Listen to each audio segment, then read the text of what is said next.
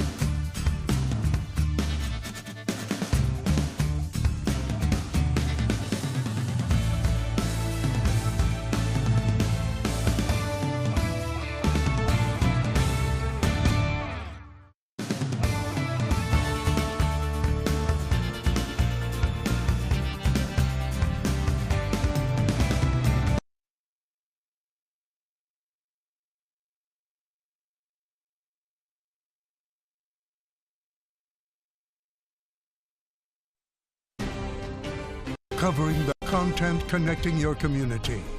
You're watching a special edition of NonStop Local KHQ. 3 people are dead and 2 injured after troopers say 3 cars piled up on Highway 97 right over Lake Chelan. Our partners at Fox 13 in Seattle say all victims are from Washington State. First off, the State Patrol says a southbound pickup crossed over the line and hit an oncoming Honda Civic. Thanks for joining us on this special edition of NonStop Local News. That Civic got pushed out of the lane. Medics took 2 53-year-old men in the Civic to the hospital, the report says. Then officers say the 47-year-old pickup driver hit a 3rd vehicle with a 20-year-old woman and a 22-year-old woman inside, and that the impact killed both of those women. Their Jeep Grand Cherokee reportedly crash-landed on its hood. The first driver allegedly caused the 2 impacts, and he also died. This bridge is east of the city of Chelan, and officers are investigating. And this is just into us. Police in Portland say a driver is dead after crashing through the front of an athletic club early this morning with explosives. The car caught fire at the Multnomah Athletic Club. No one else was injured. The police bomb squad responded, and the NBC News crew in Portland says the car had what looked like 6 burned propane tanks. The Oregonian reports that the suspect was a disgruntled former employee, and authorities are investigating.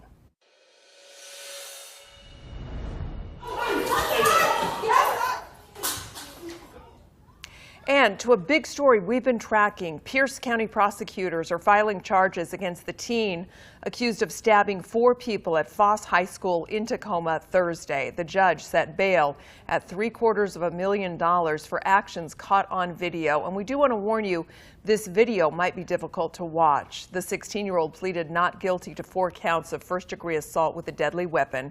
Court documents show the incident might have started the day before over something that was stolen.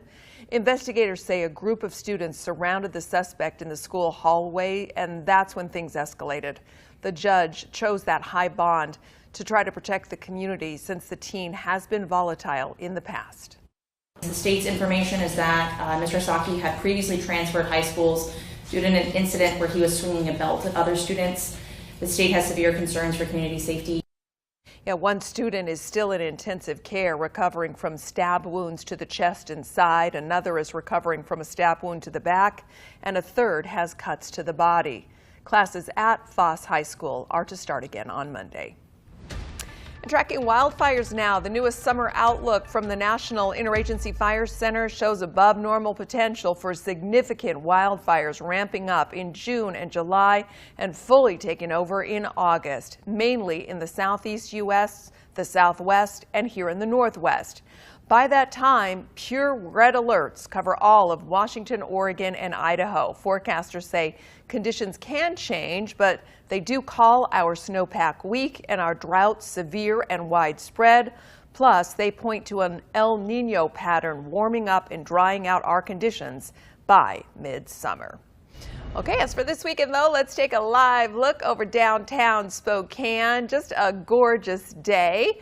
And I don't know how our temperatures are going to be changing here, but it is a big weekend for Bloomsday. Rosemary Wright standing by. So many people are coming into town. I was seeing them walk around the sidewalks. Luckily, it's a great weekend to be coming and visiting Spokane because we've got really nice weather just in time for the big race. Already, as we've started off the weekend, we've seen really mild conditions and quite comfortable temperatures too. Today, the warmest that we got in the city of Spokane was 78 degrees, which is a full 15 degrees above our average historically for May 2nd within city limits. Over in the Tri-Cities, we saw temperatures climb to 84 degrees, about 11 degrees above their average for this time of year. As we look at our satellite radar, you can see skies were calm for many today across the inland Northwest, although we did capture some very minor passing shower activity along the Cascades as well as along our northern border too. As for what's expected in the coming hours here, a chance for more scattered showers through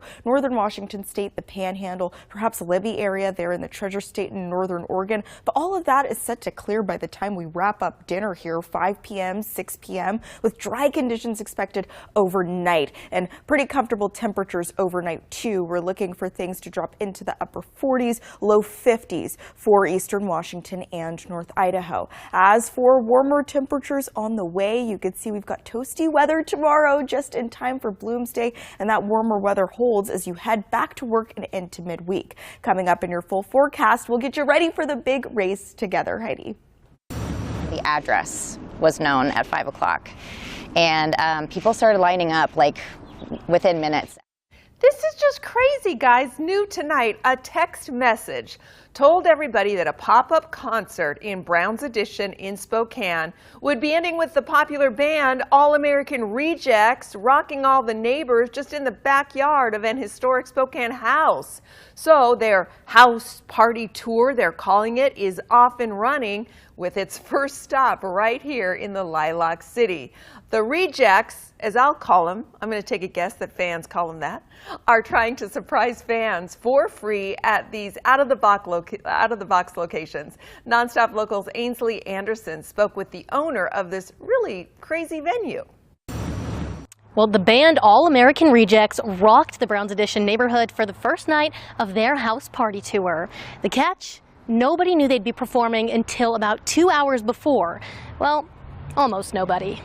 Bethany Steverding tells me she found out just 4 weeks ago the iconic band would be playing in her backyard. She says keeping it a secret was tough, but well worth the wait once the notification went out announcing the concert. People started showing up in minutes. The line went all the way down the sidewalk, all the way down 2nd to the next cross street and across. My husband and I could see the line on the other end of the block from our roof. We submitted to the fire department for a permit and got a capacity, and then the fire marshal came yesterday and scoped it out, gave us the permit, and that was it. Steverding says the fire department knew they would be hosting a concert. They just didn't disclose who was performing. She says her and her husband host a local music festival at their house each July called Cannonball, meaning they, along with their neighbors, are no stranger to backyard concerts. And as for the band's next stop, they posted to their social media accounts that they would be following the Oregon Trail, so do with that information what you will. Reporting in Spokane, I'm Ainsley Anderson, NonStop Local. All right, here we go. Just one more day until the 50th Bloomsday race. You can see the countdown here ticking down. Actually, just about 15 hours, 22 minutes left. Bloomies far and wide have one more night's sleep until lacing up their shoes and hitting the streets. However, with these big crowds, this comes with big safety concerns. The latest numbers show nearly 50,000 people are signed up for this 50th anniversary.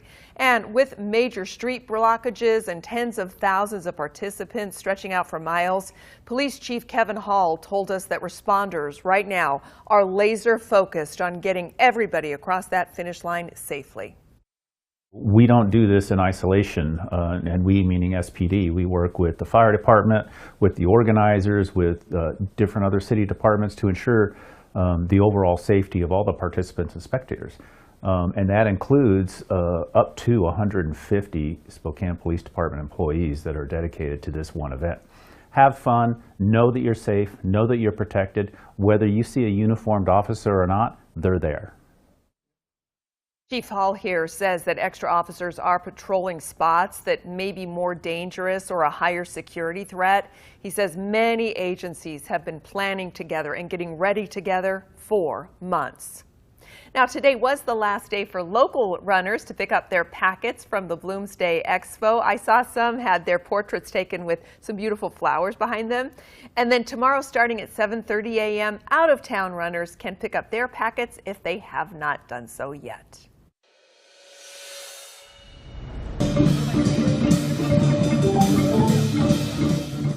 Oh, hey, you didn't know you'd be dancing on the news right now? Yeah, across the Northwest, Tri-Cities have celebrated Cinco de Mayo in the heart of Pasco 30 years. And our great weather right now brought out more than 10,000 people to this weekend's party. NonStop Local Stephen Hogenkamp has more on all the color and joy you will find in downtown Pasco. Now, going on behind me is the parade for the annual Pasco Cinco de Mayo event. Now, this is just kicking off a full day of celebration here in the heart of Pasco. This is a perfect day to come down to downtown Pasco and celebrate the heritage we have here. Downtown Pasco filling up with folks from around the Tri-Cities and beyond to celebrate Cinco de Mayo. Pasco Mayor Charles Grimm says he's excited about so much food vendors. As a matter of fact, my family ordered 21 tacos from Carnitas El Jera all throughout the afternoon. Mariachi bands. There's going to be dancing and music and entertainment all throughout the day. Grimm says that Franklin County became the first county in the PNW to be majority Hispanic, and that today is about celebrating that. This isn't just Pasco. This is people from throughout the Tri-Cities and even beyond that coming to celebrate the Mexican heritage and Hispanic heritage we have here in Pasco. The event is about supporting those that in turn support the community. Small businesses are the backbone of not only this region, but just of America in general. Whatever we can do to support small businesses and keep that wealth here in Pasco. When we shop local, the profits stay local, the wealth stays local, and gets reinvested back in our community. And today's event is scheduled to go until 8, meaning you just have a few more hours to come out here to downtown Pasco, celebrate Cinco de Mayo as well as the community here. Reporting in Pasco, Stephen Hogenkamp, NonStop Local. And we move on to this. Tonight, fire departments across the Pacific Northwest are honoring fallen firefighters during National Fallen Firefighters Memorial Weekend. They are remembering first responders who gave their lives serving their communities.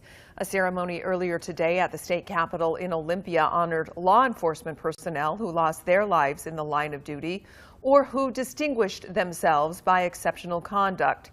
And also on this Memorial Weekend, Coeur d'Alene is honoring fallen Battalion Chief John Morrison and Kootenai Fire Battalion Chief Frank Harwood, who both died in that ambush.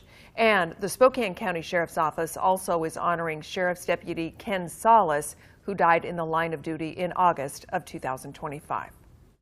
Every single man and woman that we are here to honor today exemplified those things. And they paid the ultimate price while doing it. That is why we are here to honor them today. And of course, to all of our first responders, we thank you for your dedication, courage, and sacrifice, and stand with you in gratitude and remembrance. All right, time for a quick break here on NonStop Local News on this special edition, but still to come, if you're looking forward to feasting on salmon, we have some tough news for you. Why this year's expected harvests are coming up short across all 7 species of salmon. And in your full weather forecast, we'll be tracking warm weather on the way across the inland Northwest and what to expect for Bloomsday. That's coming up here at 5.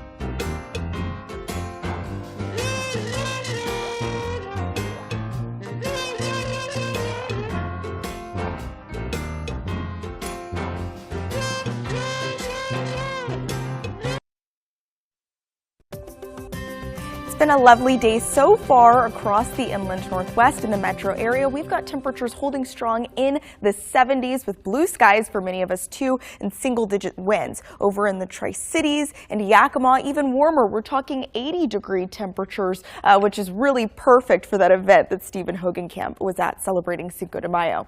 As we look at the satellite radar, you'll see things have been pretty dry and mild today too in terms of wet weather. We captured some passing shower activity along the Cascades and along our northern border, and overnight here we could see some more very minor showers through those same areas, but those are really set to clear as we get into those evening hours today, with dry weather expected overnight and into tomorrow. As for overnight lows, things are set to drop to 49 degrees for Spokane and Coeur d'Alene. Partly cloudy conditions, 0% chance of rain. 55 degrees are expected low for the Tri-Cities and 54 degrees expected in Yakima. And as we look at what we're expecting as we head into tomorrow, Bloomsday for the city of Spokane, you can see that 5 a.m., 6 a.m. may be the time that you're getting up, getting to the actual track. We're talking upper 40s, low 50s, climbing to the 60s between 8 a.m. and 10 a.m. Finally into the mid 70s by the time we reach noon, maybe the time you're finishing up your race and refueling, right? Highest temperature for tomorrow, Sunday in Spokane, 81 degrees. We're looking at a low of 49, and again, no chance of rain. Partly cloudy, which I think is kind of perfect for when you're running so much, right? As for highs across the rest of the region, we're into the upper 70s through areas like Pullman. 84 degrees are expected high in Lewiston, 86 through Moses Lake, and 89 degrees in the Tri-Cities. Outside of those daytime highs, taking a look at our futurecast now, you'll notice that 0% chance of rain, not only through Sunday, but actually through the start of the work week and into Tuesday morning as well. As for winds during this time, we do see things get breezy a few times in the coming days. Once overnight and then into those early morning hours on Monday, we could see gusts in the upper 20, low 30 mile per hour range. And then again, as we get into those overnights heading into Tuesday morning. As for what to expect over those next 7 days, we're in the upper 70s. Tomorrow, Sunday, a return to the low 80s by Wednesday for Spokane, and then coasting in the 70s through the remainder of the work week and into the start of the weekend. As for Coeur d'Alene, 78 degrees expected tomorrow, Sunday, coasting in the 70s for the rest of the week. So again, for Bloomsday and Spokane, trending a little lower than we were expecting before. Rather than those low 80s, we're talking upper 70s for that daytime high.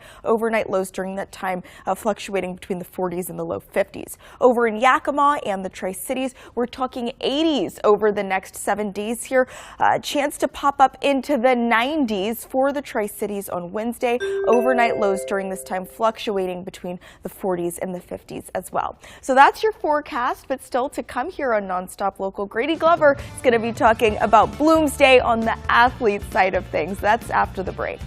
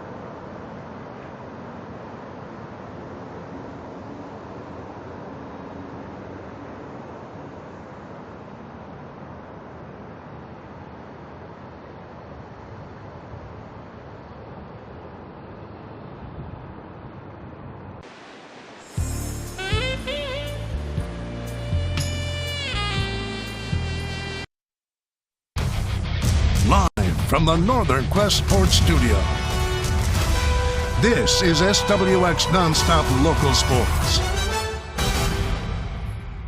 Well, tomorrow, the 50th running of Bloomsday will fill the streets of Spokane with Bloomies young and old. And while it's Spokane's staple, it's not just folks in Spokane who make it a yearly event. The race begins in some of the best distance runners in the sport has to offer, who come back year after year to compete in the event. Some come from far, some competing in their hometown. No matter where they come from, though, it seems like everybody has a love for Bloomsday.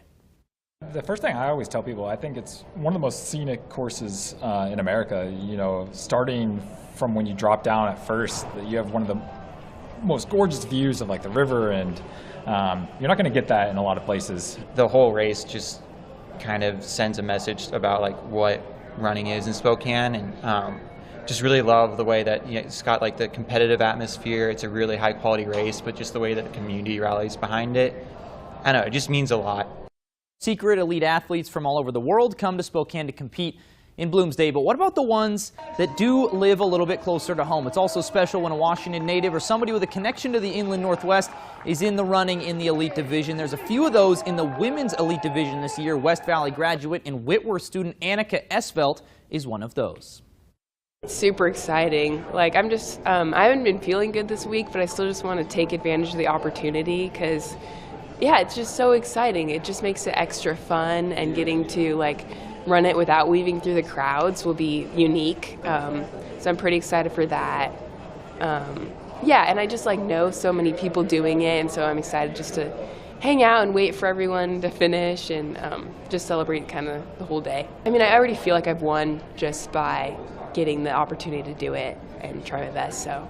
Now in the wheelchair open divisions, those should be very tight races. Both the men's and women's field have the returning champions from last year. You might remember the race last year. The men's race decided by less than a second. The women's race by just 2 seconds. The men's returning champion Herman Garrick says there's a lot of mental games that go on during the race, especially with a hill-filled course like Bloomsday. We have guys, again, like myself, who like the climbs, who like being technical and, leading the other guys on, saying like, hey, I don't have any more energy, and then just, turning it on at the end. And then you have guys who just go off right off the start, and then they're gunning, the whole way. I like to always put a little bit of reserve in the tank, because you never know what's going to happen. I thought I had that race lost last year, and it wasn't until the very finish where I was like, I won. And today over in Kentucky, the biggest horse race in the world, Golden Tempo on the outside of your screen, comes from last place to win the Derby. Sherry DeVoe becomes the first woman ever as the trainer to win the Kentucky Derby, and the jockey of that horse, Jose Ortiz, wins both the Kentucky Oaks yesterday and the Kentucky.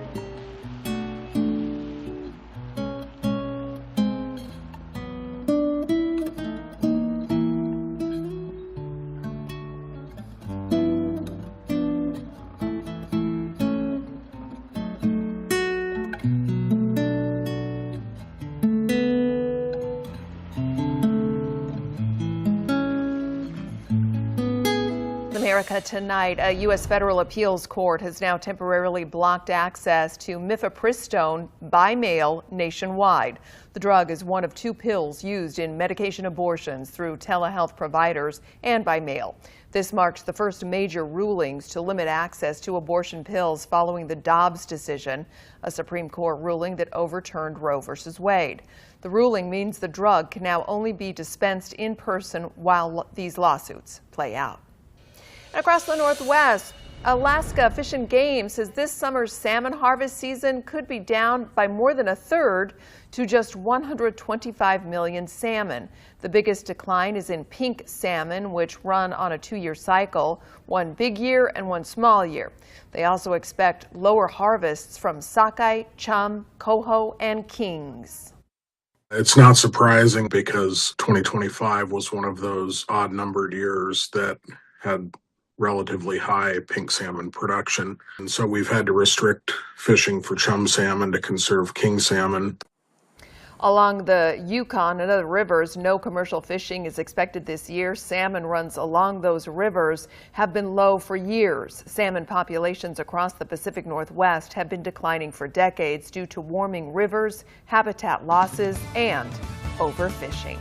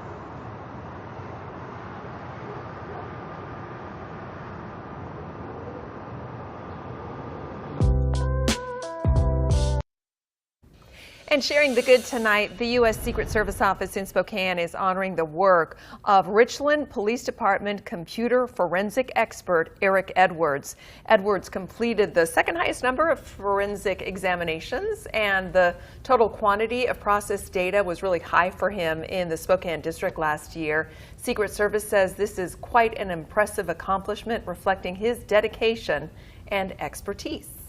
Before we let you go, I want to give a reminder. The temperatures may be warming up for the air, but those river temperatures remain really low. You can just see how low they are right now for Spokane and Peaceful Valley. Here's a reminder. If you do have to recreate on the water, reminder to watch your kids, number one. And number two, everyone needs to be wearing a life vest. Hypothermia is a big deal this time of year. So please, please be extra careful out there. And reminder, alcohol can raise your risk of hypothermia. Okay, good to note. And hey, Grady, you're on the Elite Men. That's right. Wow. Tomorrow, filming it from the back of a truck, actually through the sunroof for the first time. So I'm really excited about that. It's going to be crazy. We'll be watching. Yeah. And we just want to say welcome to everybody here for Bloomsday.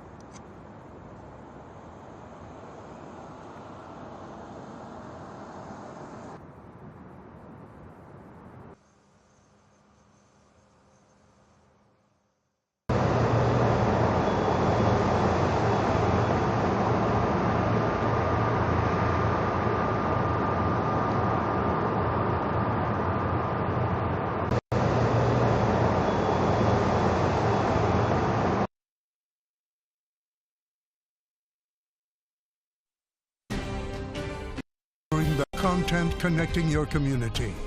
You're watching a special edition